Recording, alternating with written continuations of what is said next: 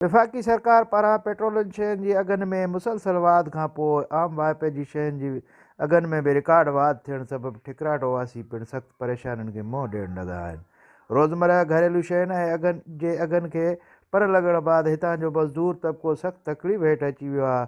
ठिकराटो वासियुनि सिंधी जे आॾो पंहिंजे दर्दनि जो दास्तान पेश कंदे चयो त एतिरी महांगाई आहे जो असांजा ॿच्चा रुली विया आहिनि। महिरबानी करे इन ते अपील था कयूं त महांगाई खे हटायो वञे, ग़रीब मिसकिन जो ख़्यालु कयो वञे। असां तौबा कईसीं, वॾी महांगाई थी वई आहे, अरूज खां मथे कमु थी वियो आहे, तमामु तकलीफ़ में। ऐं भाण ईअं सम्झ 9,200 लॻो आहे DAP, ऐं यूरिया भाण 2400 रुपया असांखां वठनि था।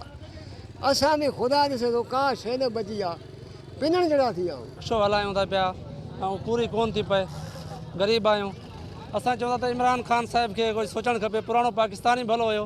हिते महांगाई थी वई आहे, सफ़ा न भाॼी वठी था सघूं, न का शइ वठी था सघूं, रुकी मानी खाऊं था पिया, न को अटो वठी था सघूं, न का शइ अहिड़ी का वठे, बुखे पेटे गुज़ारियूं था पिया। हिकु वेलो खाऊं था, हिकु वेलो वेठा आहियूं असां। ठिकराटो वासियुनि तब्दीली सरकार खे अवाम लाइ तबाही सरकार करार ॾेई छॾियो ऐं वज़ीर आज़म इमरान ख़ान खे अपील कंदे चयो त असांखे पुराणो पाकिस्तान मोटाए ॾे।